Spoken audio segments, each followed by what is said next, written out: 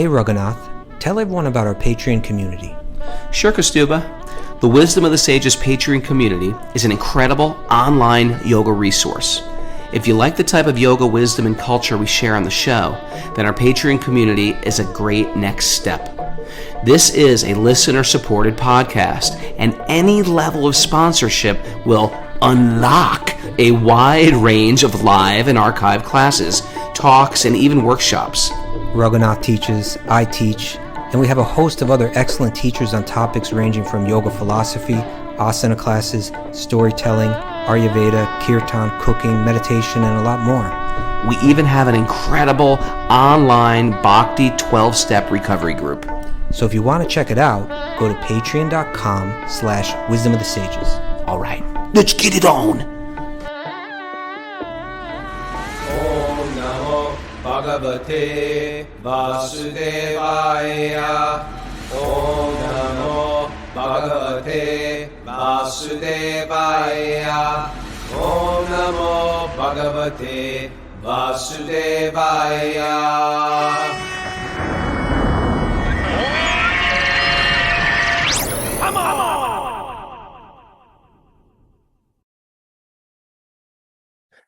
Live from Super Soul Farm, this is Wisdom of the Sages, a daily yoga podcast with your host, Raghunath, and co-host and senior educator at the Bhakti Center in New York, Kastuba Das. Welcome to the show, everybody. Welcome to Walk on Wednesday. But before we bring on our special Walk on Wednesday guest, good morning, Kastuba. How are you?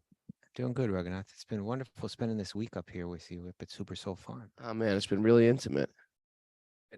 No, it hasn't been intimate. It's been nice. How do you define intimate? Can't we just be close friends? We like each other a lot. That's all you have to say. We sometimes just stop and look at each other and say, you know what? We don't do that. I am you. You are me. Embrace me. I'll stop the world and melt with you. Oh my God. I never thought of that song. Those are great lyrics. I always sang that. That's one of those songs you sing, but you don't even know what you're singing. I'll stop the world and melt with you. Yeah, I don't know how you never thought about it, but I don't know. Anyway, let's keep the world going and move on to announcements. How's that sound? Miss Mara. Well, today's episode 1100. Oh, 1100. Come on, people. Yes, you deserve some applause for that, both you guys. We have Back to Recovery group meetings at 1 and at 9:30 today. Okay.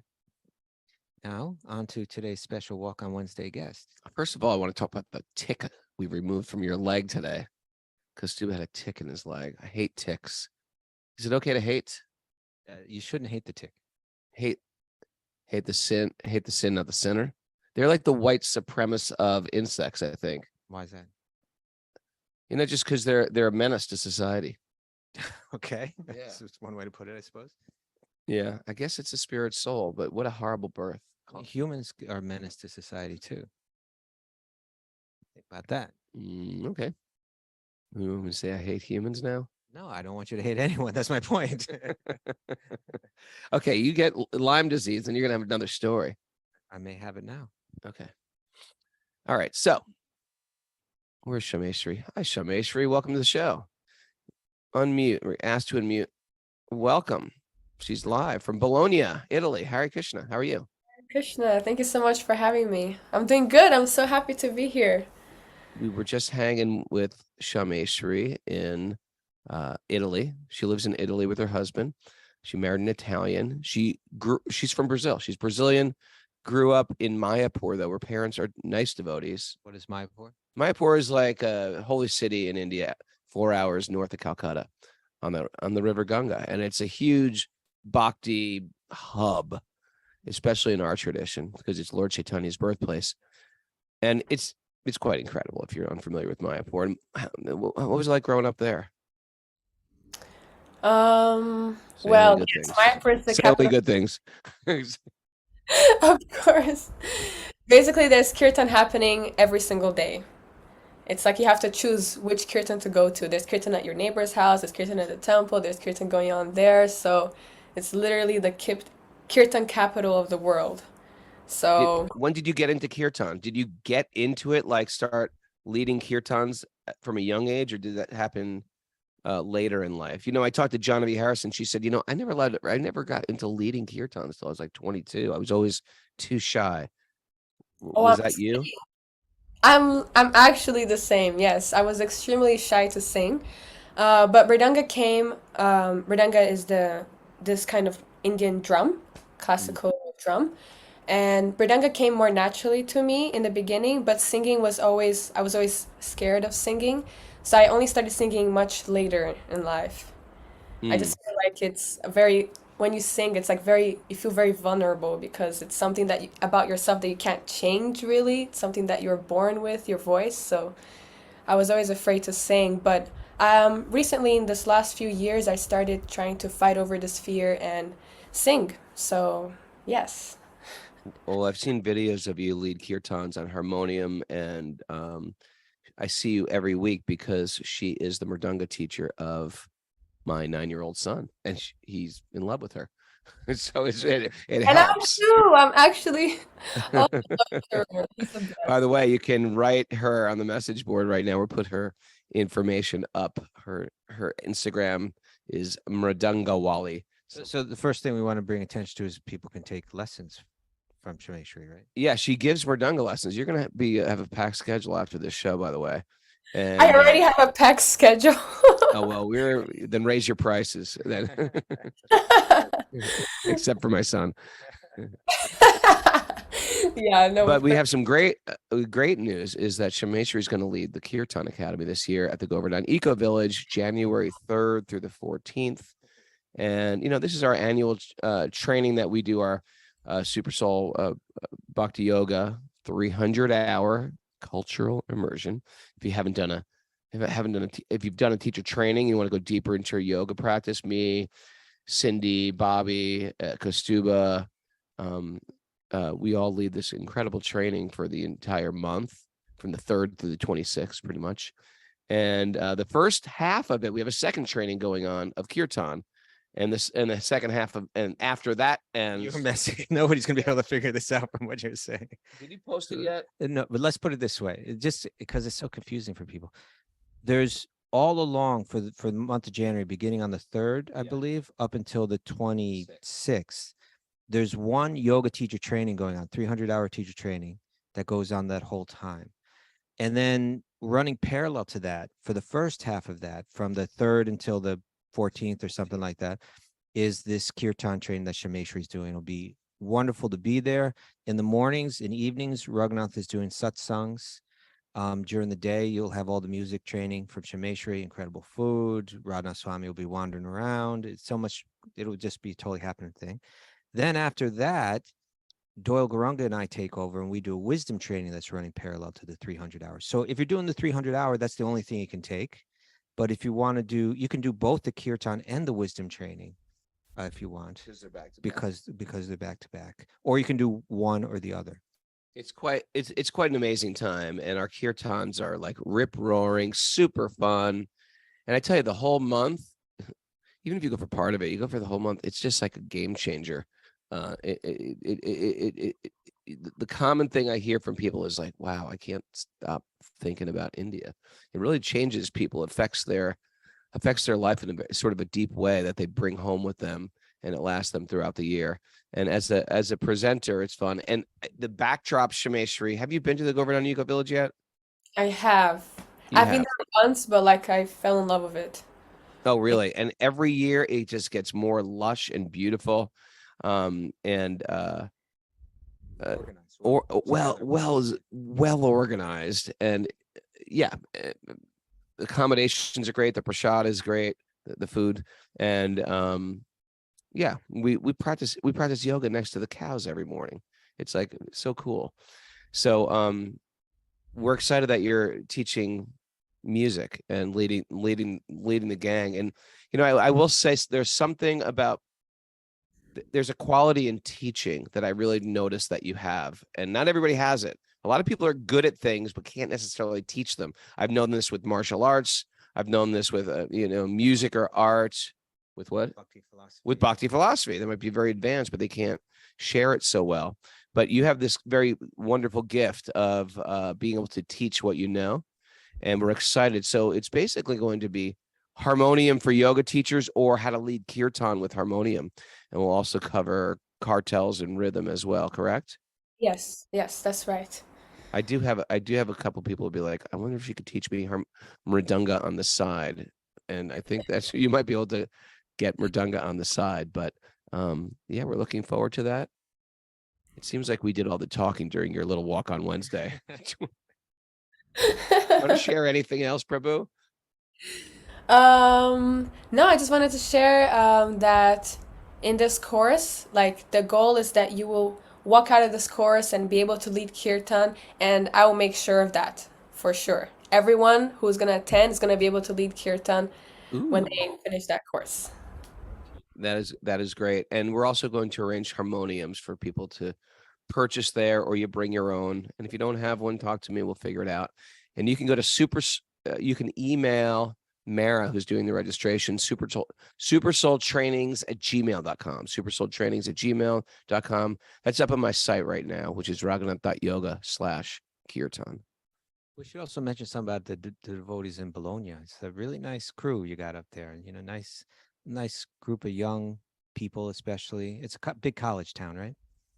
Yes, it's actually the oldest university in the world is in Bologna, the Bologna University in the whole Pretty world. impressive. So people from all over the world, they come here to study. And it's a really nice city because it's really like there's a lot of diversity. People are really like open-minded in general with like yeah, so it's really nice here to do like kirtan, to do these kind of events. They're really like interested. So You got a nice little crew of new devotees there coming up in Bologna. I think the future of Italy's yatra is growing there. yes, I really feel like it's growing a lot. And you really had the real eat, pray, love places to live in your life, actually, like Brazil, Mayapur, Italy. You really hit it on the head there. Good job. Actually true.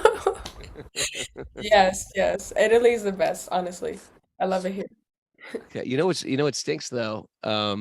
She's getting married in Mayapur at the end of the month in Mayapur in February, because she's going to have her Vedic wedding. Yes. I think we're just going to miss it. Unless you could just sort of change the date for us. We'll be there. We could do it live. We could do it live. Oh my God. Wedding. Live on Zoom. That would be great. A Wisdom of the Sages wedding. When will you be in Mayapur? Do you know? We're going to be there the first week. Me and Kastuba and Mara are going to have a whole group. We're going to have a pilgrimage, a 7-day pilgrimage for people, especially for people who have already sort of opted in, not just sort of new people new to the path, but people who are like, they've been into this. And Mayapur, I think it's for a little deeper, the people. So the first week of February. Yeah. Okay. I will think about No, it. Change the date. Change it. I was joking. Totally serious. Anyway, thanks for joining us, and we're looking Thanks so forward. much. And everybody check out raghunath.yoga/kirtan. We're gonna hook up with Shama Shri in India, and we're going to learn how to play harmonium and lead kirtans. Yes. What else is there to do in this world? That's it. Thanks for joining us. I know you have lessons, so you don't have to stay for the whole show, but thanks for joining us this morning. Thank you so much for having me. Haribo, Sham. Hey, Haribo. Oh, all right. Yeah. Also, I think today, Mara will be today that we'll be able to get this up online. So for the wisdom training that Doyle Grungan will be doing, that goes from the 14th until the 26th of January at the Eco Village. We're going to put that up on wisdomofsages.com under the events tab today. So you'll be able to read all about it and register for it there. I'm so excited.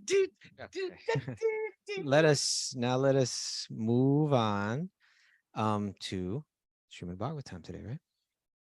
Srimad Bhagavatam, we're in good place this Wednesday. Narayanam namaskritya naram chaiva narottamam devim saraswatim vyasam tato jayam mudirayat. Before we start in the Srimad Bhagavatam, which is our very means of conquest, one should offer respectful obeisances to the Supreme Lord Narayan, unto Narayan Rishi, the supremmost human being, to Mother Saraswati, the goddess of learning, and to Srila Vyasadeva, the author. Nasta prayesva badresu nityam bhagavat sevaya Bhagavati Uttama Shloke Bhaktir Bhavati Naishtaki, by regular attendance in classes in the Bhagavatam, and by rendering service to the pure devotees. All that is troublesome to the heart will become eradicated, and loving service to the Supreme Lord, who is praised with transcendental songs, will be established as an irrevocable fact. Om Jnana Tamarandasya Jnananjana Shalakaya Chakshurunmidatam Yena Tasmai Shri Gurave Namaha. I was born in the darkness of ignorance, and my teachers are opening my eyes with the torchlight of knowledge. I offer my obeisances at their lotus feet. I have to bring Tarun to musical theater camp. What do you think of that? He's in musical theater camp. I think it's a total squirrel. We're we're in the Bhagavatam now. We've been moving a little fast through this section, Raghunath. Yeah, we're going quick through it because it's got a lot of like nitty gritty about the details about measurements of the universe, and not that it's not important, but it's hard to get through. Those who are scientifically minded could tear this thing apart and start to look into it. We're gonna keep it towards the storyline and the essence of the teachings. So there are little sections that we're going to jump over. Or big sections we're going to jump over, and little sections we're going to highlight. Actually, Right at this point, yes. And we for the podcast, I think it's a little necessary. We are going to go to hellish planets, aren't we? Oh, you want to read all about the hellish planets and get it on? Sort of interested. Well, we may do that. I want to know what not to do so I don't go to where. We may summarize a bit about the hellish planets. It's really dark down there. But let's today we start a chapter 24. It's called the subterranean heavenly planets. Yeah, so subterranean heaven planets are, it's like, it just means I guess subterranean, it's lower. It's lower than the earthly terrain. Like, not like inside the earth, but like, although some people say it's down inside the earth. It doesn't seem to be what's described here. It's kind of coming down from the heavenly planets down to the earthly plane. You continue to go down, then we're going below that. But they're very sophisticated. They're advanced in medicine and in science, and this complete speculation. But this could be where like the aliens are from, because they're sophisticated. They're scientifically evolved. They're more powerful than us, but they do not worship Vishnu. There's a twist of darkness in them. Yeah, they want their independence. And so this is where the Danavas lived, where in the higher planets we had the followers. They may have a materialistic enjoying kind of element to them. But they're still the followers of Vishnu. Here in these subterranean planets, you get the people that aren't the followers of Vishnu. As a matter of fact, they're kind of the competitors of the followers of Lord Vishnu. But still, we find some very interesting people down there. But on the way before we hear from one of those interesting people and about one of those interesting people, this chapter is going to talk a lot about the planet called Rahu. Okay. So is Rahu in the subterranean heavens? Rahu is one of those planets. This chapter describes the planet Rahu, which is 10,000 yojanas, or 80,000 miles below the sun.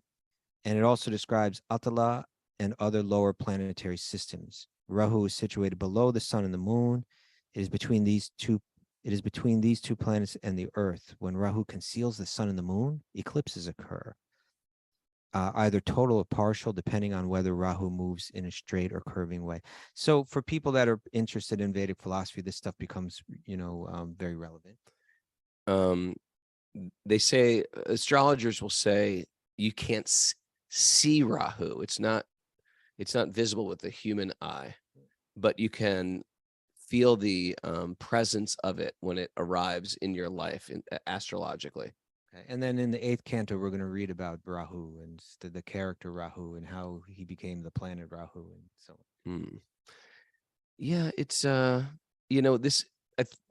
there's every chance like this is like a multi-dimensional type of understanding. Again, in Vedic thought, we're not taking this as story or fables. This is actually real. It's we just because we can't perceive it doesn't mean it's not necessarily real. So the Vedic scientists take this very seriously, but they talked about multi-dimensional universes much before quantum physics did, etc. And then it goes on to say below the Rahu by another 1 million yojanas, which is 8 million miles, are the planets of the Siddhas, the Charnas, the Vidyadharas. Yeah, this is those guys are bad guys too. I don't know. I mean, Siddhas. I mean, they're but it feels. I believe these are not like the Vishnu followers, like the Dev. The Siddhas are. I guess you get all kinds of different. Yeah, I mean, there's Siddhas way up high, but these maybe are other Siddhas, other Perfected beings. Oh, talk about the snakes. Talk about the snake planets. We're not going to go into the snake planet. And below these are the planets such. You can't cherry pick the exactly beings. He's cherry picking the beings. Okay. Well, it says below these planets are the Siddhas, the Charnas, and the Vidyadharas are planets such as Yakshas, Yakshaloka. The Yakshas are down there, and the Rakshalokas. So now it's getting serious. These guys are up to no good. Okay. Below these planets is the Earth, and 70,000 yojanas below the Earth are the lower planetary systems. Okay, I'm getting a little confused, but Atala, Vitala, Sutala, Talatala, Mahatala, Rasatala, and Patala. Demons and Rakshasas live in these lower planetary systems. This makes it sound like the subterranean heavens aren't hells. No, they're heavens. That's the point. This isn't the hellish planets where you suffer. This is where people that are against Lord Vishnu are riding out their good karma that they've accrued somehow or other previously. Yeah, they're pious, but they just don't worship Lord Vishnu. So in the big picture, they're impious. They know how the universe works, and they know how to cultivate good reactions, and they're reaping the benefits of those. But yeah, just like a person who knows how to work the stock market, but they hate God. Something like that. Yeah. Yeah. Okay. So now what happens here is interesting is that it says we keep going down, and then it says because below Atala is the planet of Vitala, wherein Lord Shiva and his wife Gauri reside. Because of their presence, a kind of gold is produced. Below Vatala is the planet Sutala. Sutala, that's a problematic place. Sutala that's where we're going to find this very interesting character. Sutala is, I don't know how problematic it is because of who's in charge. Well, Bali Maharaj. That's where we meet Bali Maharaj. I know, but Bali Maharaj was a demon at the time. Yeah. So Bali Maharaj, I think Sutala may have been given to him. We can read about it, but Bali Maharaj was favored by Lord Vishnu in the form of Vamanadev. He appeared in this very unique form. This whole story is laid out in the 8th canto of Bhagavatam. Here we're just going to hear a little bit from Bali Maharaj, but some really important stuff. Do you want to give a brief telling of the story, Bali? About Bali Maharaj? Bali Maharaj was king of the demons. I wish there's in other words, he was born into the dynasty of kings who were ruling these this dynasty of or this region where people in general are against the rule of Lord Vishnu and want to live entirely independently. There's histories of how these people battle with the devas and they fight for more territory and so on. And Bali Maharaj, although he was born into this demonic family lineage, his grandfather was the great devotee, Prahlad. And Prahlad, of course, was born with under Hiranyakashipu. And Hiranyakashipu is a powerful demon. And we say, we use this word demon in America. And if I was to say demon, you'd think of a little man with horns. But a demon just means you're against the authority of Lord Vishnu. So they're in these families that do not worship Lord Vishnu. Bali Maharaj is born into this family. And then after so much suppression, this happens now, whenever there's like a pushback from one political side, the other political side like fights back. So after the suppression of the demigods by the demons, all the demigods appeared.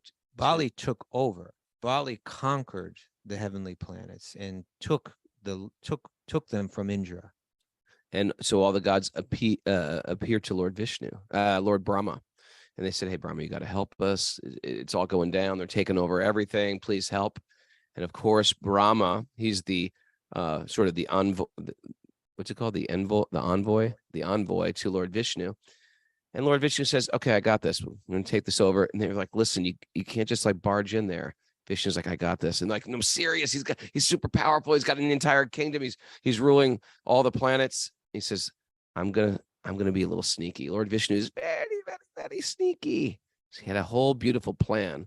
So you're saying, some people might argue, well, if it's Lord Vishnu, why doesn't he just take it back right now? Why does he have to do this whole drama to get the planets back? And the answer is, he's doing it for us. He's making a fantastic story for our benefit.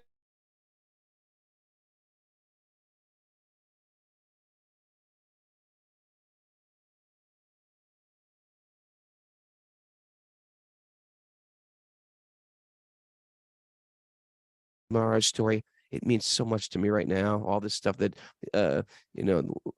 everything that's happening. There's so many lessons for me.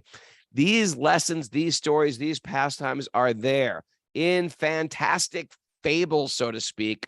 So we will take them in and apply them to our life. And even if you don't believe in this stuff, we do. But even if you don't, it's peppered with transcendental thought, practical advice for our contemporary life. Okay, so what happens in the story is that Lord Vishnu appears, takes birth as a little dwarf, right? I don't think you can say dwarf anymore. I think that word is banned. Well, I don't think it is. He's a little person. Whatever you want to call him, it was a dwarf, and I mean that's just like a biological condition, and so he but he's Lord Vishnu in the dwarf form, but he's a brahmachari, right? It means he's like a little student monk. Yeah, he's like a little student monk, but it's sort of because in order to get into the kingdom, you have to have a very unassuming form. What is more unassuming? Dwarf brahmachari. Dwarf student, right? Little dwarf monk. And like no one's scared. No one's scared. Well, not only not scared, they again, because the demons, they know how the universe works. They know it's good to honor the monks, right? That's just a part of, like, to this day in South Asia, Southeast Asia, people get that. You honor the monk, right? Yeah, but so even the people who don't worship Lord Vishnu, they're still cultured. They're very cultured. These ones are, in any case. Yeah, you're right. Good point. There's a few other characters. Here's a few rogues out there too. Okay, so he comes, and even like when you're the king, you honor the monk. Right. No, especially. And Lord Vamanadev, the dwarf incarnation of Vishnu, he was so sweet and unsuspecting. Very attractive dwarf. He was like beautiful to look at. And so when he came and knocked on the door and asked for charity, everybody just wants to like serve him, and they're bending over backwards. It was the perfect setup. Costume, I was going to say, disguise to walk right in that kingdom. No, imagine if he barged in there, would have been a whole scene. No, he snuck right on in there. And and so as Raghunath was saying, there's many lessons taught through these stories, but Bhagavatam is where everything gets deeper. And Bhagavatam is also kind of the realm where Vyasadeva gives all of what? Why are you laughing? Just go. So Bhagavatam is where Vyasadeva really shows what we call these dharmic reversals, where he's like saying, yes, dharma is important. Yes, the rules and regulations, the religious ideas, these are all important parts of society, but they all lead to a higher purpose. And we often forget that purpose. And sometimes to show that purpose, we have to flip everything upside down. So in this story, what happens is, although Bali is in the family of the demons, and although Lord Vishnu is actually, he's going to him on behalf of Indra, the head of the devas, who's like represents religiosity, right? He knows how to follow the rules. He knows how to do the right rituals. He follows it all nicely. He's very orthodox, and he gets the kingdom of the heavenly planets, but he's suffering. Bali took it from him.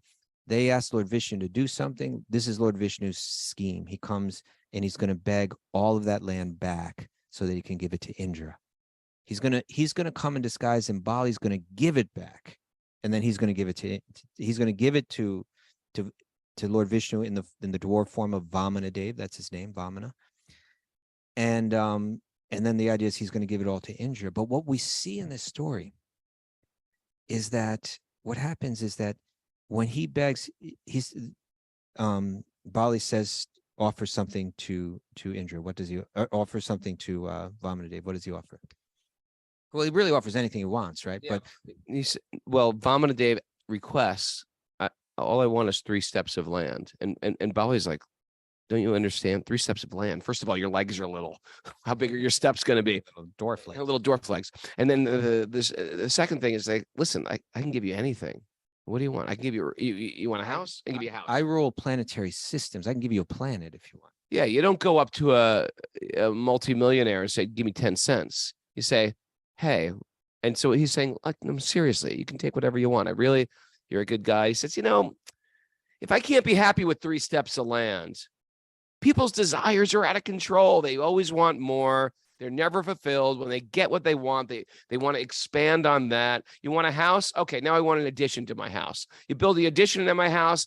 You know what? Now I need a little man cave. You got the man cave. Now I want a motorcycle in the man cave. Now I want a second motorcycle because I want 1 dirt bike and I want 1 street bike. It just, our desires never end. So Vamana was saying that, not of course with the motorcycles, but he says that for all that there is within the universe to satisfy the senses is not enough to satisfy the senses of one whose senses are uncontrolled. say it again. All that there is within the universe to satisfy the senses is not enough to satisfy one whose senses are uncontrolled. That is a great quote. That is a great quote. Yeah. So that's a real important verse. So anyway, he asked. That might be somebody's lesson for today. Say it again. Say it slower. Say it like you're delivering a lecture. All that there is within the universe to satisfy the senses is not enough to satisfy one whose senses are uncontrolled. You always want more. Yeah. And so when he just said, yeah, no, really seriously, with all my study as a little brahmachari, I've learned that if I can't be happy with 3 steps of land, I'll never be happy. And so finally said, Bali said, okay, you want 3 steps of land? So be it. Take it. So, but before that, see, and this is the real important part of the story. He got warned. He got warned by his guru, Shukracharya, right? Who's the guru of the demons. And he's a very powerful individual, an incredibly insightful person. He says, hold it. This little dwarf right here, this is no ordinary dwarf. This is Lord Vishnu. This is our enemy. And he's pulling a trick right now. And you may have just promised him that you would give him whatever he wants, but sometimes it's okay to break a promise, particularly when someone's trying to trick you. And so I'm telling you, I'm ordering you as your guru, do not give him what he asks for. Hold back, right? That's he as his guru, he gives him that instruction. It's tricky. Okay. It's tricky to rock around. It's tricky. So what happens is that Bali is put in a very difficult position. On one hand, he's saying, I want to be truthful. I've always been truthful. That's my code in life. But now my guru is telling me not to be truthful. And he's also telling me that I'm going to be tricked by this person and lose everything, right? He's got a plan right now to take everything from you. But Bali Maharaj decides, you know what? My grandfather, Prahlad, was a devotee of Lord Vishnu, right? I'm following in his footsteps. And if this is meant to be, then it is meant to be. I gave my word. I'll give him the 3 steps of land, even if this is a trick. So then Vamana takes the first step he takes, because he's Lord Vishnu, he's not an ordinary dwarf. He takes 1 step. It covers the entire earth. Well, that's 1 step. He takes another step and it covers the entire sky, like the entire universe. Now he's given him 2 steps and there's nothing left to give. Everything that he had, he's already taken. Where is he going to put the next step? So but by the way, we got to make a mention that with that first step, he went way above the material universe, punctured into the spiritual universe. That was the second step. That was the second step. Okay, first step, he took all the lower planets. He took the earth. Took the earth. Or wherever, the planet that he was on. He took all the lower planets, and then the second step. Anyway, whatever. He took a lot. With basically 2 steps, he's taken everything. And then, but that step that went up that he punctured into the spiritual universe, and that released the Ganga to descend. And so now now Vamanadev is looking at him saying, I took 2 steps and now you're not giving me a third. I'm going to squirrel out in the Ganga here. This is why the Ganga Devi is called Vishnu Pada, or from the feet of Lord Vishnu. And this is one of the reasons why it's sacred. It's coming from the feet of Lord Vishnu. Okay. Thank you. I thought I'd share that. Thank you very much. Okay. So now it's almost like Bali Maharaj has, even though he was entirely trying to do something good, even though and by the way, one of the lessons here is that you can reject the order of your guru when they're trying to steer you away from surrendering to God. Yeah. The lesson is not to never trust a dwarf. That's not the lesson. No, that's not the lesson. And so we see what happens here is that now he's given the 2 steps and he doesn't have a third to give. It's like he broke his promise. He gets arrested. He's treated like a criminal. He's bound and thrown in a cave by Lord Vishnu. And apparently he's being mistreated, even though he was only trying to do good, and seen like a criminal, right? And then Lord Vishnu's like, well, where's the third step? And rather than complain, rather than say, this is so wrong, rather than saying, I'm being so mistreated here, he says, you're Lord Vishnu. You put your third step on my head. Right? He surrenders. It was beautiful, isn't it? What am I going to do with it? I didn't lie. I didn't tell a mistruth. Please place your third step, your lotus foot, right on my head. And he bowed down to Lord Vishnu. And Lord Vishnu placed that little tiny dwarf foot, adorable dwarf foot, right on his head and liberated him. And what happens here is that externally what's happening here is Indra got his wish, right? Yep. Indra went to Lord Vishnu and said, I lost the heavenly planets. I lost my kingdom. Can you get it back from me? I'm your devotee. Won't you do that for me? Indra does, and he gets that. But what he gave the demon, what he gave Bali is something far more. What Indra got, he got his kingdom back. What Bali got was prema. He got pure love for God.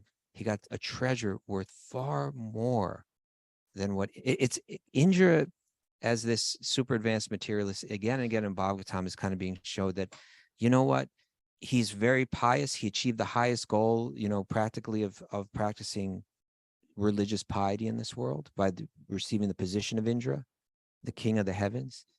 But still what he's got is nothing compared, even a demon gets, when you actually give your heart to God. And that's what all the religious ritual, that's what it's all meant to lead to. Bali was there, even though he's born in the family of the demons. Indra, although he was so religious and pious, he really wasn't quite there. And and Bali's going to say, what did Indra get? He got nothing. I ruled all that. Big deal. Yeah.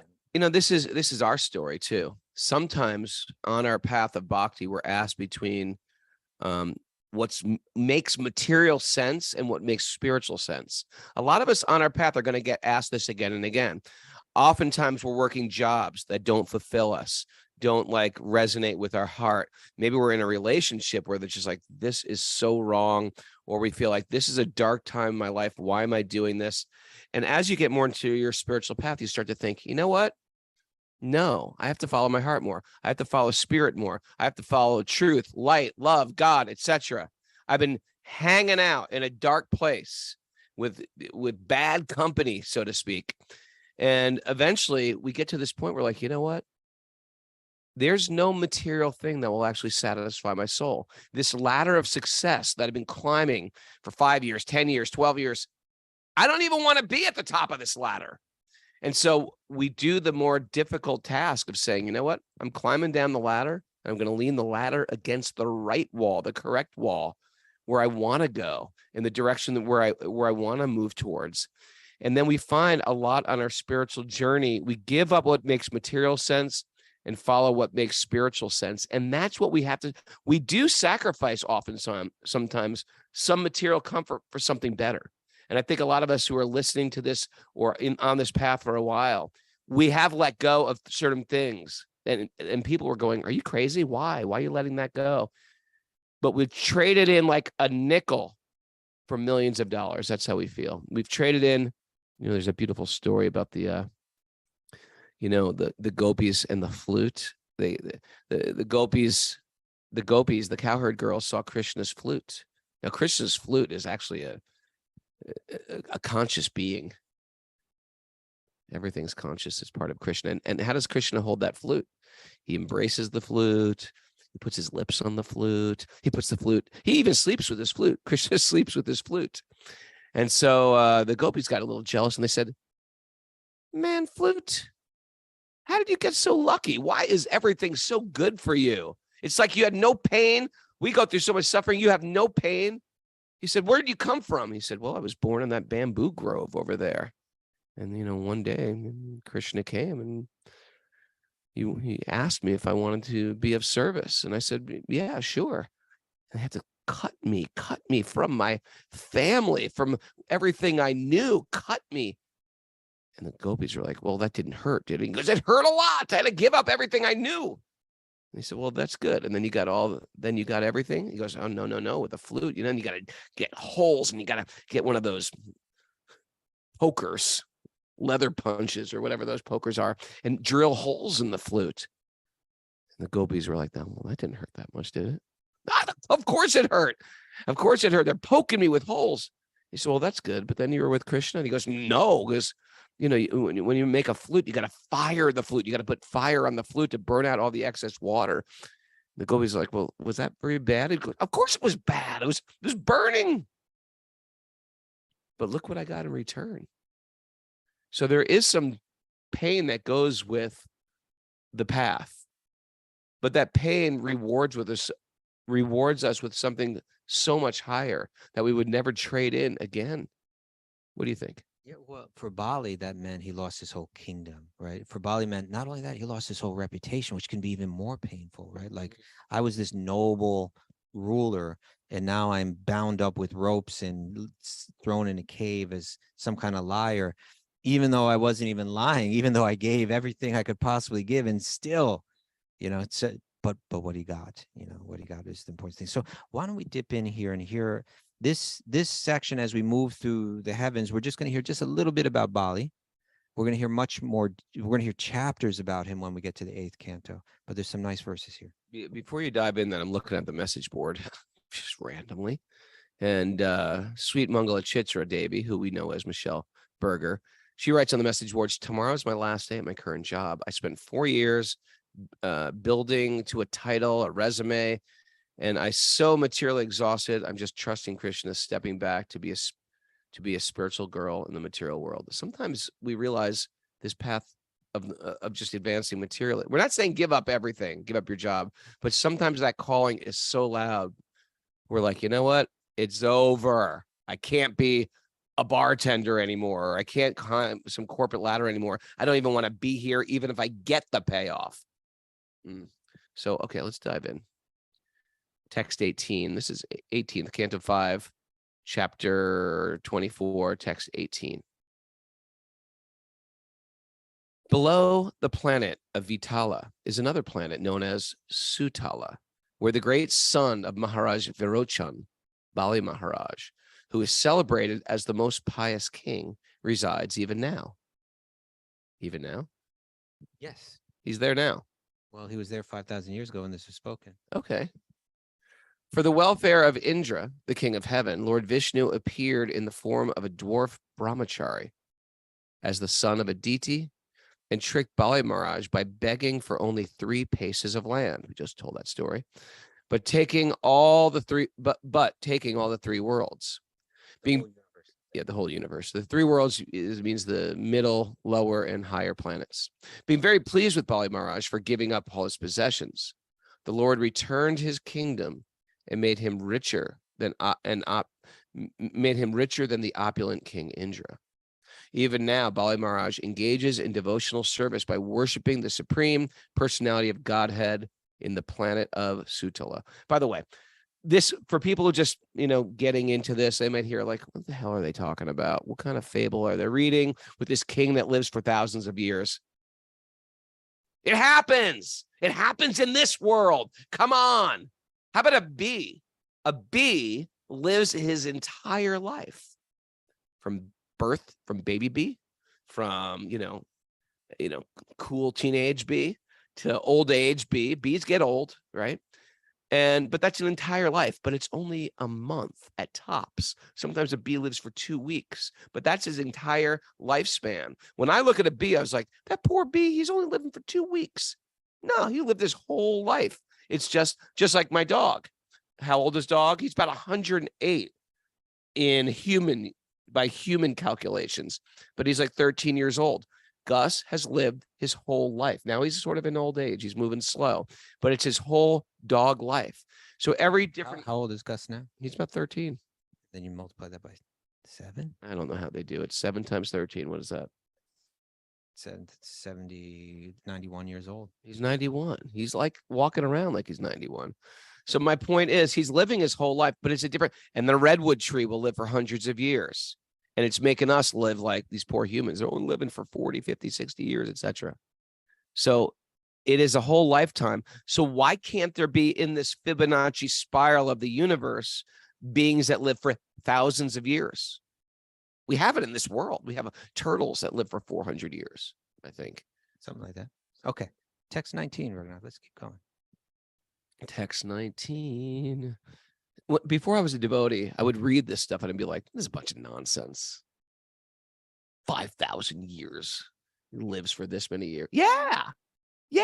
I had to defeat all those doubts. We're buying in, Raghunath. You're buying in? You're in? Okay. Even if you don't buy in, extract the juice, extract the nectar, extract the life lessons. If you will read them, we will. Did you just laugh at me, Mara? Mara just laughed at me. Did you hear that? I'm trying to set you up to read the next verse. Okay, I'm ready. I just want to make sure that people get it. My dear King Bali Maharaj, my dear King, Bali Maharaj donated all of his possessions to the Supreme Personality of Godhead, Vamanadev. But one should certainly not conclude that he achieved his great worldly opulence in Bilasvarga as a result of his charitable disposition. So he didn't go to these heavens, so to speak, right? It's saying that all that he got, in the end, he was awarded everything, devotion as well as opulence. But it's saying it wasn't a material thing for him. He gave him, he had love for Vishnu. The Supreme Personality of Godhead, who is the source of life for all living entities, lives within everyone as the friendly super soul. Isn't it nice to know? God in the heart, the super soul, is actually your dearest friend. Friendly. And under his direction, a living entity enjoys or suffers in the material world. Greatly appreciating the transcendental qualities of the Lord, Bali Maharaj offered everything at his lotus feet. His purpose, however, was not to gain anything material. It wasn't like he had no agenda by offering things to Lord Vishnu. Greatly appreciating the transcendental qualities of the Lord, Bali Maharaj offered everything at his lotus feet. His purpose, however, was not to gain anything material, but to become a pure devotee. For a pure devotee, the door of liberation is automatically opened, right? It's like one of those automatic doors. One should not think that Bali Maharaj was given so much material opulence merely because of his charity. When one becomes a pure devotee in love, he may also be blessed with a good material position by the will of the Supreme Lord. However, one should not mistakenly think that the material opulence of a devotee is the result of his devotional service. Ooh, nice. The real result of devotional service is the awakening of pure love for the Supreme Personality of Godhead, which continues under all circumstances. So whether a person is very, very wealthy or very, very poor, the real treasure is their bhakti. And you'll find people that, they're so blessed by the Lord. Well, yeah, they're blessed by the Lord, but their real blessing is they're very attached to Krishna. It's again, this is what Vyasadeva is always framing out for us in the Bhagavatam.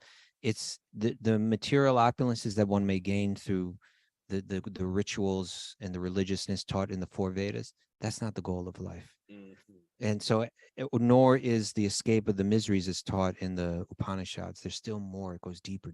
Always look for that deeper essence.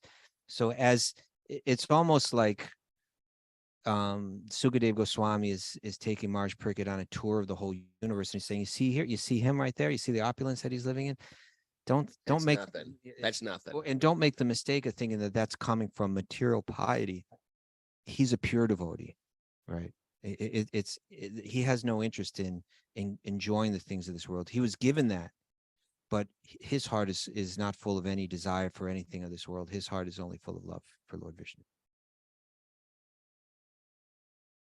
And now he's going to speak further to that in this way.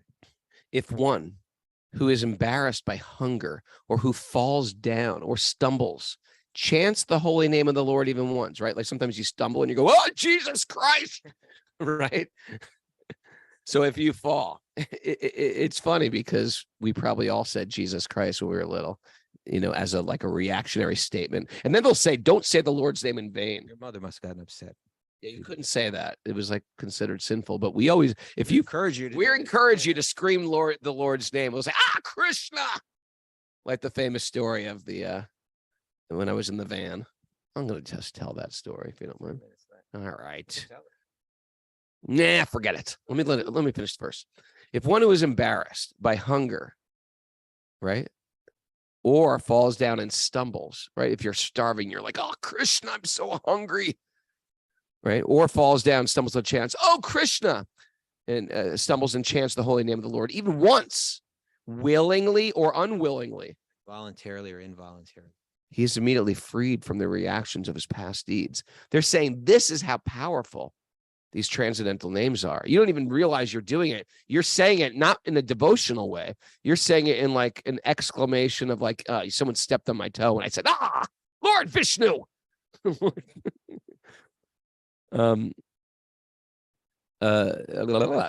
He immediately is freed from the reactions of his past deeds. That seemed like such a double coupon day or triple coupon day, or definitely is, right? Karmis entangled in material activities face many difficulties in the practice of mystic yoga and other endeavors to achieve that same freedom. So saying all the yoga systems who want the freedom of getting rid of past karma, they do so many things, but nothing is more powerful than chanting the names of Lord Vishnu. This is the emphasis right here. It's his way of saying, you think Bali has all he got, has all of this as a result of his material piety, of his doing ritual, and so that's not the case at all. It's because he's a devotee. And don't think that being a devotee doesn't offer everything. He's saying, for example, even if you just involuntarily chant the name of Krishna just because you stubbed your toe, that's enough to destroy all of your past bad karma, which is something that a karmi or a yogi would work really hard to. They would, to try to achieve that goal. It comes automatically. It comes as a secondary thing. It's not even, you don't even have to try for it. That's how powerful bhakti is. Although this, to me, when I hear these things, I think it's almost unfair. It's it's too easy. And, but the more you actually add it to your life, you'll see the chanting of the holy name actually has a massive effect on you. And there's a certain logic to it, that the deeper that you understand this, the more it makes sense that chanting that name of Krishna is something within the realm of the spiritual energy, whereas all of that other endeavor, even under the guise of yoga, is really nothing but trying to shift the material circumstance. So why shouldn't the direct spiritual approach be more powerful than the very indirect and ultimately mundane approach? Sure. So there's actually in the commentary to this verse, Srila Prabhupada tells this story from the Chaitanya Bhagavat about the great devotee Haridas Thakur, who had such faith that he was in a social setting with all these kind of religious intellectuals. Maybe we'll save that for tomorrow. Save that for tomorrow. That's a good story. It's an interesting story, but the nose. Exactly. It illustrates this point in much greater detail. But so we'll wrap it up here. We'll come back. We'll hear more about Bali. There's some really important stuff here, and we'll tell that story tomorrow. And I'm headed back to New York today, and Radha Swami is at the Bhakti Center tomorrow evening for the Thursday night Kirtan. So that's something you might want to put on your calendar if you're in the area.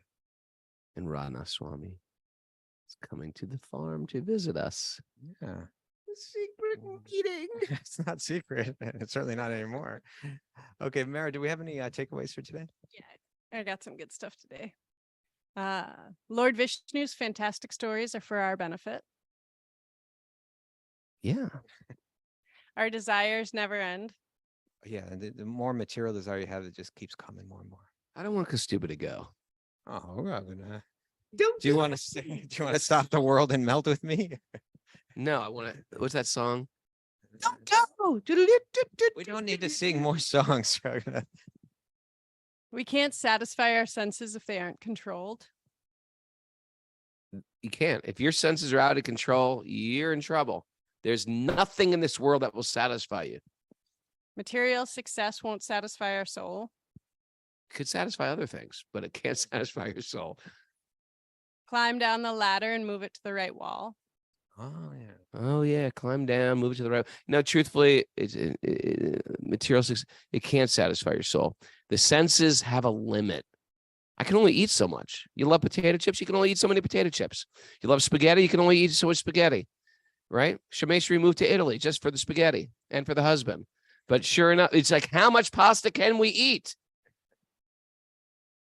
Wealth or poverty isn't the blessing. The attachment to Krishna is the blessing. Oh, that's good. That's a good one. Add more chanting to your life. Yeah. Add a little more chanting. And And little dwarf students are the least threatening. Little dwarf students are the least threatening. There's a lesson in there. If you have a dwarf student, trust them. Trust the dwarf student. They're a little tricky. How about dwarfs are tricky? as long as you don't sing the song, I'll accept it. One more. Well, this was the other one. The final one is the lesson is not to never trust a dwarf. That's it. Dwarfs are tricky is entirely not. We do not endorse that lesson.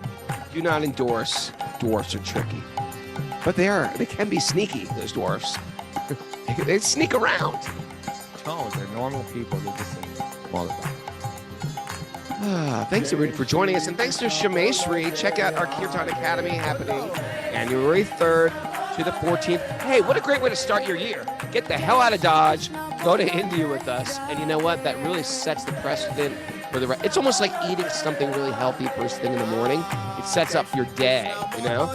So what a way to start your year every January. You know what? It's like a makeover month. You know, whatever you did yesterday is over. 2023 is over.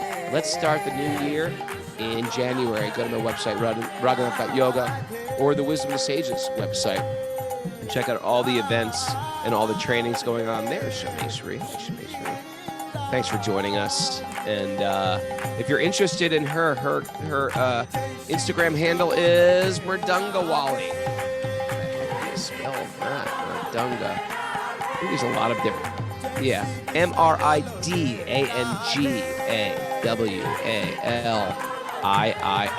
You're really making it hard. ALLII. You're making it really hard for people to follow you there. Yeah, if you want her, you got to work hard to follow her. We got to get a picture of Tarun playing Mridanga up on your Instagram account. She's also got great videos of her leading kirtans on harmonium too. Multi-talented. With 2 eyes, not 3 eyes.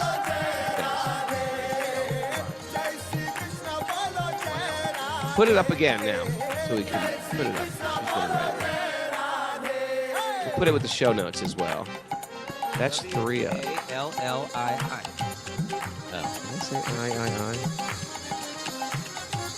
I guess I'm making it harder for her to be followed, not her.